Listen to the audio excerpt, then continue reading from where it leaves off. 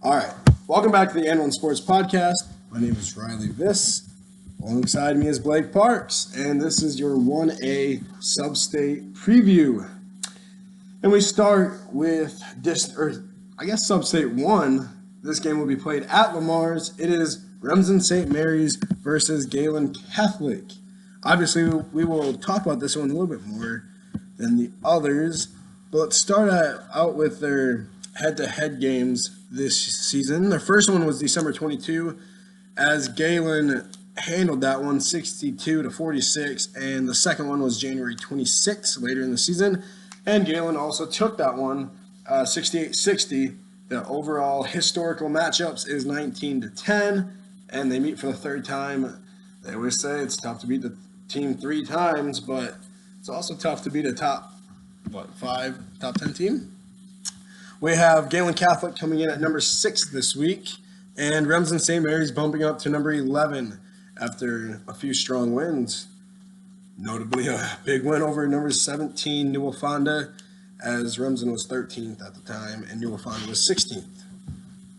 I guess, Blake, you have anything to start out with for this ball game? Let's see here. I suppose if you look at the scores of the recent games, both this year, I guess you could say Remsen has gotten better and probably lowered the gap for point differential against these two, against Galen, because it was a blowout the first time, and then they only lost by 8 the second time.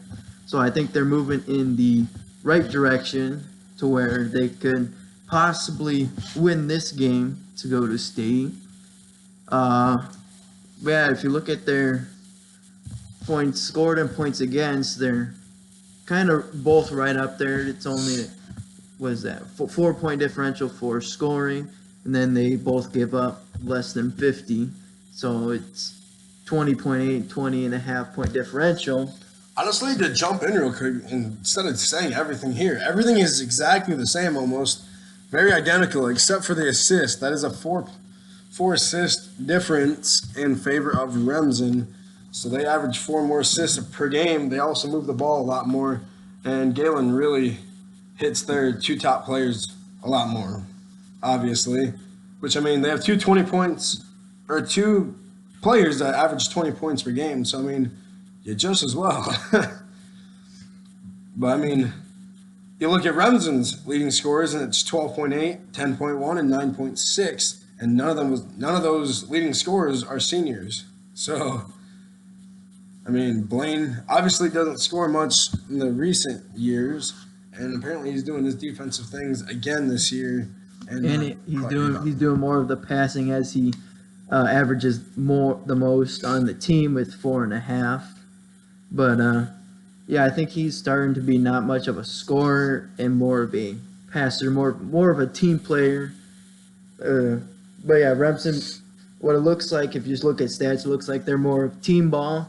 And then Galen, they kind of rely on just 2 people, because all of a sudden it drops to 7 points a game for the third leading scorer. And I think this game, since you can tell Remsen has gotten better against Galen, so I think this game will be a team effort and not just an individual or 2 individual effort, as what the season has kind of been for Galen. If I had to predict, or since we're going to predict this one, I think I'm going to take Galen to continue the success against Remsen St. Mary's this season. I think Galen's 2 leading scores are just going to be a little bit too much for Remsen. So I'm going to take Galen in a pretty decent scoring game. They're going to get to the 60s again. I think it's going to be like 65 to 57. I think Galen just has a little bit more firepower, and later in the game they're just going to end up pulling away because they have that offensive firepower that's going to come through for them late in games. I am going in the opposite direction. I'm going to actually take Remsen on this one.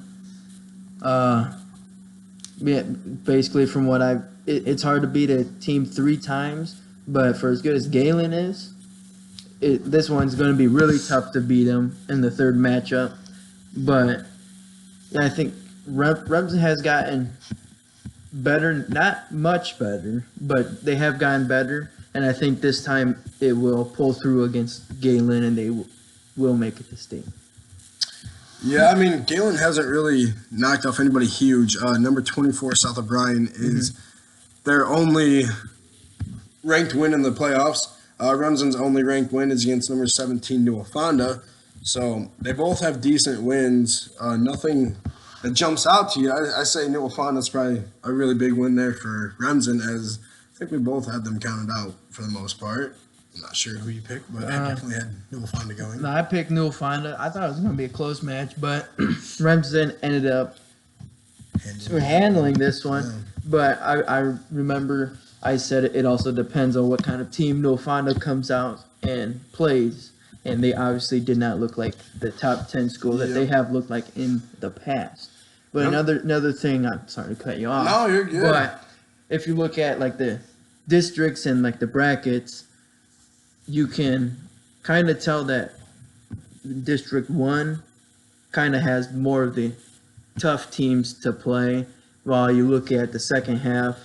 And, I mean, there's some teams that probably could give Galen fits, but since they didn't win, they didn't have that chance. And if you look at Galen, they played Akron. And Siouxland Christian, I guess, isn't a terrible team, but a team you expect them to beat by quite a bit. And then Woodbury Central, like not looking at their record, but it doesn't seem like they were a team that could even match up against Galen. Actually, I got to fix something. Remsen beat South O'Brien and New Fonda. I had Galen beating South O'Brien. I'm not sure why, but Galen has not beat anybody ranked yet. Woodbury Central was their toughest opponent, and Woodbury Central's not bad. Yeah. But they beat them by a lot. Yeah. So I guess that's my point in case, is that Remsen's probably had more of the tougher games to go, even though if you look at South O'Brien's score, it doesn't look like they really had much problem with them. But they've also played New Fonda. They beat them by 20, so. But they're a ranked team. South O'Brien was ranked. George probably gave them the most fit, but George also plays in a more physical conference than what most of 1A does. Absolutely. We will jump on to Substate 2 of 1A.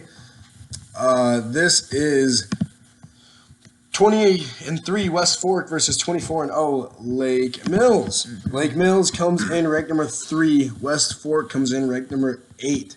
Big game here. Very big game. Let's see. West Fork has not knocked off anybody in the top 30. And Lake Mills also has not knocked off anybody in the top 30.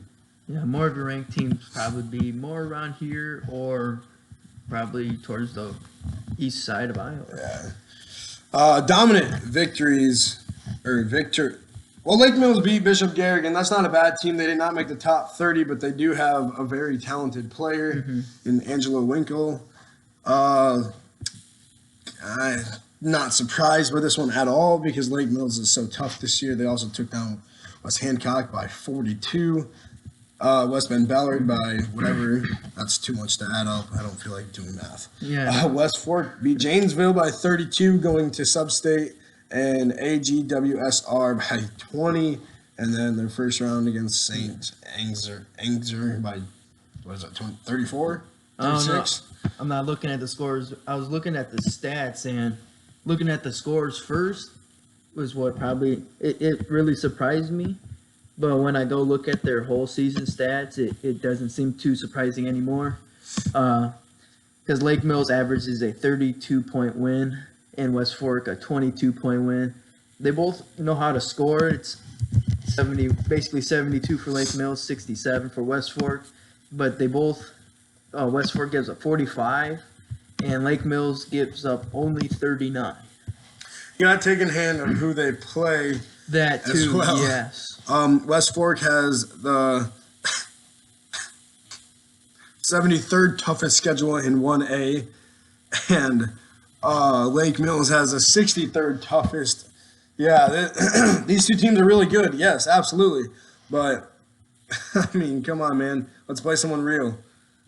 This is the toughest team for Lake Mills all season. And West Fork, they played Mason City 32nd in 1A. They murdered them, so Mason City ain't good. Iowa Falls, Alden, though, who's still in the tournament, they lost by 27 to a team that's still alive. So that's embarrassing. Mason City Newman beat them by 19. Yeah, really, we're not looking at much here for either team. Yes, they're both good. Definitely not saying they're not good, but yeah. I'm gonna go out and say this should be Lake Mills winning this one. Just by glancing at it. We don't know much about either team, obviously, because they're not from around Northwest Iowa, which is where we mainly cover. But Lake Mills has 3 players averaging over 10 that we can see. Obviously, West Fork does too. Same with West Fork, yeah. So they probably play more team ball. Yeah, Caleb Bacon averages a double-double, shooting 70% from the floor. And I was looking at the field goal percent. It's hard to beat a team when they average a 51.3% shooting from the field. I mean, but as long as you foul them, you should be fine because they shoot a 57.1%. And West Fork shoots 52%. So do not, if you like free throws, do not go to this game, please. I am begging you. 52? What? They shoot 68.8%. Oh, that's effective. That's effective field goal. That is my bad. I mean, I suppose they do shoot 47.1 from the field too. So you could probably see more of a offensive game since they don't really show defensive stats as much. Yeah. Turnovers 11 to 10, so about the same. Yeah, we won't talk too much about this. I mean, it looks like it's gonna be a close game. It looks like it's gonna be an offensive game because that's all they really know, I guess, because all they really play is bad teams, so their offenses have to be really good. So, I mean, look at that. Watch for the offense here. And we will move on. We got to predict this one. I got Lake Mills by 10, 15. Yeah, I'll cut the point differential in half. Didn't West Fork go to state last year? They did, yeah. Didn't they win state last year? Went through the 7th seed and ended up winning state? That was Wapsie Valley. Oh, yeah. Wapsie Valley was the one that... West Fork was the 8th seed, and they lost right away. Yep. Say West Fork, they played Remsen. They beat Remsen. Yeah. And then they... I don't know. Who cares? That was last time. Yeah. All right, let's move on to Substate 3. We have Gladbrook Rhinebeck running up against South Winnesec. Not ranked team here. Winnesec. Don't care. You don't offend them. Yeah, they have an idiot. You never know. So South Winnesec is not ranked in the top 30. They probably could since they're winning now, but we don't add teams to the top 30 or take any teams away. Top 30 was finalized coming into the playoffs. We did move around teams, obviously, but top 30 was finalized. Only 30 teams staying in it. Nobody comes in, nobody comes out. And Gladbrook Rhinebeck is 15th now. They started out at 18th. They beat number 19 Grundy Center. Who else? You have that wrong. Well, they did not play Grundy. They did not play Grundy. They played Maquoketa Valley. Neither team played a ranked team except for South Winnesec beat 2 ranked teams. Wapsie Valley, defending champions, they were supposed to go back to state, and they were favored actually this year with a very high chance, not favored in first, but they were a top 4 team with percentage to go back to the championship, and they come out with an upset. Wow. I mean, I can see they returned everybody, I think. I can see how Wapsie lost that one, because when you play a team that only scores 13, and then you have to play a team that is way better. Right, but Wapsie returned everybody except for maybe one player from their championship team last year. So I don't know. Wapsie didn't back to state. I don't know. They didn't seem like they had a good team, but they had a miracle season, you could say. They definitely were the Cinderella team last year. Yes. Everybody was calling them that. So let's jump into this prediction. This game is at West Delaware High School. We went to 3-8 team. kind of running through the stats, they both look the same for points per game scoring wise. Do you see anything that jumps out on the stats? Now, as of now, no.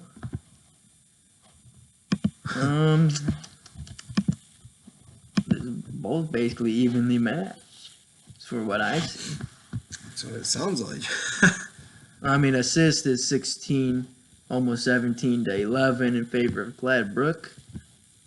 Rebounds, 34.6 for South Winneshek. Free throws, 66 as a team for Gladbrook. But they didn't shoot as many. So, running through BC more real quick, there was some tough games that they played. They beat they lost to a 3A school who's ranked number 29. They lost to them by 11. Running through some more. Number 20, Grundy Center in 1A. This is BC more rankings. It's not what they're actually ranked. But they beat them by 28. By 28. That is their top performance of the year. And then their worst is AGWSR, a 5-point win over there. But beat a few decent teams. Beat Grundy Center the second time by 1. They have not played South Winneshek. This is the first time they'll ever play. In history. Okay. History. Nice. South Winneshek has a win over Decorah, 3A team. They did not win that one. They won it by -40. So that's walk on. They lost to walk on by 30. That's disgusting. That's a good thing to have on your resume. Yeah, I guess they've beaten some good teams though. They're on their Cinderella run. Seems like this sub-state has some Cinderella teams going to state. With that being said, South Winneshek, do not count them out. Gladbrook running back is good. They've been good for the past, I think, 7 years. They've always been a sub-state team back to even when I was a senior. They were number 1 all year. They dominated. And now they're just still a good team. Who you got in this one? I think South Winneshek is going to state. I think they're going to come out with another upset. They already have 2 upsets on the postseason. Beat Edgewood Coles back by 4 to go to Substate and upset number 1 in their district, Wapsie Valley, by 8. I really think they're going to do it again. I'm going to take Gladbrook Rhinebeck on this one. Sorry, I had to get it out of my throat. But, yeah, I'm going to take Gladbrook. It's going to be either 10 or within 10 points. It's going to come down to who can defend the best. And what I'm looking I mean, not much to really look at. They're about the same. But if it's going to come down to fouls, it's probably in favor of Gladbrook because they've only missed 105 all year. And they shoot 66.2%. But, yeah, as long as they don't foul sophomore William, not going to say your last name, I'm going to butcher it, but he shoots a 70% from the free throw line. Or Dylan Riffey, don't want to foul him, 77% from the line. But, yeah, this was going to be a closer game than what probably you'd expect. I mean, Gladbrook, it averages 17-point win. But, yeah, South Winneshek, they will try and pull the upset, but I think they'll come a little bit short in this game. Absolutely. Moving on to Substate number, is this 4? 4. Easton Valley versus New London. Easton Valley is 21-0. New London is 19-4. Easton Valley comes in ranked number 5. New London comes in ranked number 12. Easton Valley. New London took down number 21 Notre Dame, and Easton Valley and defeated Springville too. Where's that? Oh, Springville was a top. They're number 10 now. Easton Valley took down number 27 Lapello, and they beat Prince of Peace before that game. Prince of Peace is not in your top 30. No. But no Prince's Pieces too, I thought.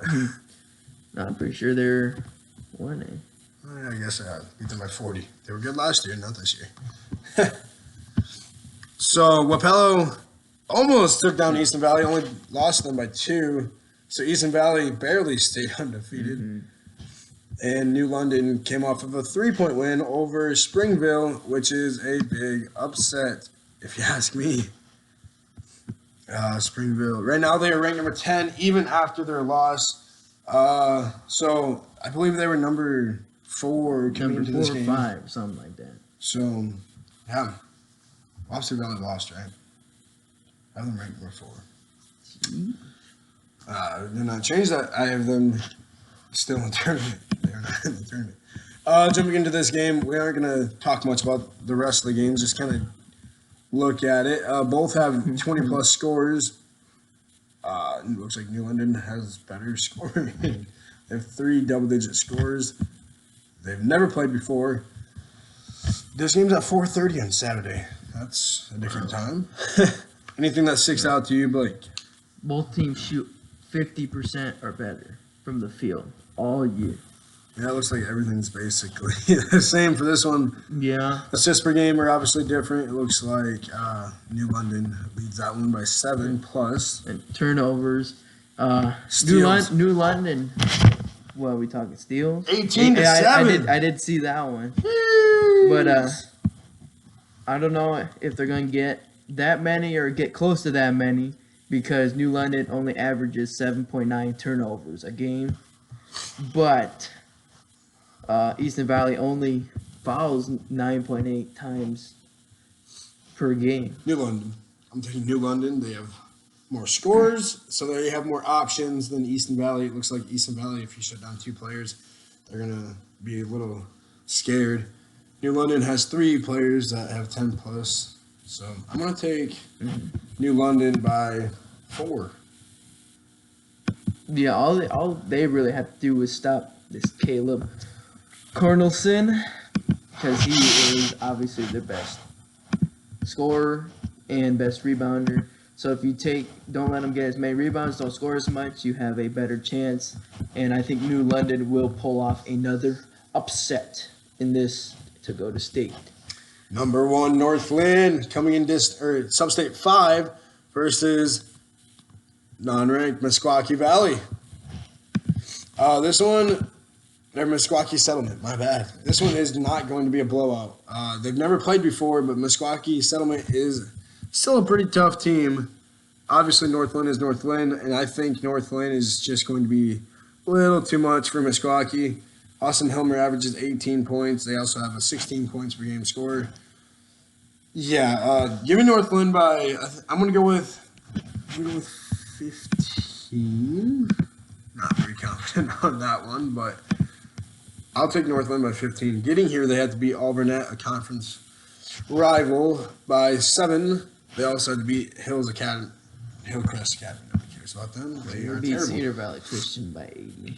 Meskwaki Settlement upset Grundy Center By 10. and North Tama.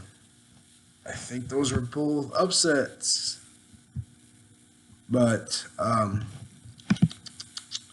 Grundy Center was ranked. Let's see. Let's try to find them. We were not very prepared. Grundy Center is now ranked number 19. What? I don't know. Who cares? Whatever. There's a Grundy Center and then a Guthrie Center, so like they're the same thing. But Northland versus Meskwaki, I got Northland by 15. There's not really much to talk about this one. Yeah. Northland seems to handle teams like this. Yeah, it's gonna be Northland. I'm gonna take them by. It's probably gonna be between 15 and 20 points. They average a 43-point differential. They don't play the teams like we do around here. They shoot 52.5% from the field, but as a team, you rarely see a 72.1% free throw shooting team. Yeah. And so, yeah, it's going to be just difficult to really even stop this game or stop Northland. They get 15 steals a game. They turn over 8 times a game. they fouled 10 at halftime. It's just going to be hard to stop them. Both of them are on a nice winning streak, 24-15. But yeah, it's Northland. It's hard to stop them every single year. And for as well as their stats are looking this year, they should kind of handle it, but it's going to be probably, well, not as tough as Alburnett, but it'll be a little tough, I suppose. So you got Northland? Yeah. Perfect. Let's move on. Substate 6, we have Montezuma versus Mount Air. Mount Air is weirdly not ranked. I thought they were definitely in my top 30. I can't find them, though. But Montezuma is number 9. Trey Shear is going back to state. He averages 26, and his buddy Cole Watts averages 19. Two-headed monsters on this team, and I don't think they stopped them. This is their first time meeting in history. It looks just like Montezuma is the better team. Yeah. I'll take Montezuma by, let's go, 17. It took down Kyoto and Linville solely. Mount Air took down Moravia and Murray, two very unknown teams, and barely even beat both of them. So Mount Air they both are the 1 seeds in their district, but obviously Montezuma was given a very easy sub-state here, except for their own district. Kyoto is probably better than Mount Air because then we have, Kyoto was ranked number 16. And they were in their district, and they were ranked 9 before they. Yeah. When they were playing, it was 7 versus 9. Yeah, and there's nobody ranked in the other district. So obviously Montezuma is going back to state as they already were tested against Kyoto, and they obviously handed that one. Well, then stat-wise, it just looked like they're the better shooting team, better. Maybe they probably are the better defensive team, and. Yeah, the only thing that they have to worry about is not turning the ball over. But, yeah, Trey's going to go off this game because it's Trey. But Eddie Burgess averages a 13 and 12 for stats this year. Almost more rebounds than points. But, yeah, if you look at their top 3, it's going to be hard to just stop those 3. You can't really even follow them either. 75, 74, and 73 for free throw. Jeez. I like the next sub-state. If you're ready to move on. Oh, I suppose. We have Trey all day. We have number 2, Martinsdale St. Mary's, 21-0, versus now number 14, Tri-Center. They moved up a lot. Tri-Center did. You said they ranked 23rd, right? Is that what you just said? No, I said they're 23. Okay. 23. Yeah, this game looks like it's going to be a top 15 matchup. Tri-Center has taken down nobody in the top 30. No, they beat Riverside and Sydney. Yeah, not good teams there. Handled both of them. Martinsdale St. Mary's took down, I think, 26th Earlham and Lennox, who is not good at all. Demolished diagonal. Yeah, so another pretty easy sub-states here. Both had easy districts for sure. Tri-Center, I don't think they quite have the firepower. Again, Martinsdale is super tough. That's why they're ranked number 2. They've never battled against each other in history. Leighton Nelson almost averages a double-double. So, I mean, that's that. Both have scores. Both have really good rebounders. We can jump into the stats if you really want, but looks like they're pretty solid. I mean, yeah, they're about the same. Both shoot 51.5% from the field. 3-pointers, Martinsdale might have to guard that 3-point line because Tri-Center shoots 43.1% as a team. Free throws about the same. Rebounds, both over 30 a game. Let's see, this is about it. Everything's pretty much about the same. The only thing that surprised me was that they both average less than 10 turnovers a game. Very sound offense there. Take care of the ball, apparently. Yeah. Should be a good game to watch then. Or maybe they just haven't played any defenses, but probably going to give them the benefit of good ball handling there. Points per game. What do they score? 1673. Yeah, really good with the ball, apparently. They score a lot of points, so you'd think they'd be turning it over decently often, but apparently not. Two sound teams. Yeah.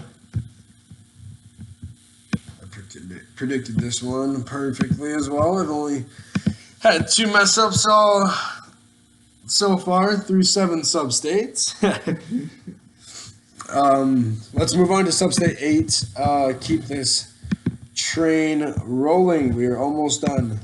We have the team that I think is going to upset a lot of teams. It is Grandview Christian. Everybody's counting them out on Iowa Preps, the discussion board. They play St. Albert, though, a very tough team. They both have very tough schedules, but Grandview Christian is 2-0 in historical matchups, and they actually played this year, January 9, and Grandview won that one 57-48. I like Grandview a lot more. They have a 7-foot sophomore, and they average 15 more points per game. Definitely think that this one's going to be Grandview Christian. St. Albert is not a bad team, though. You can't count them out, obviously, because they play a only bunch of like 3A yeah, schools. and some 4A and a couple 2As. Yeah. But they are 11-12, so that'd make them 500. So they're not under 500 going to state if they make it to state.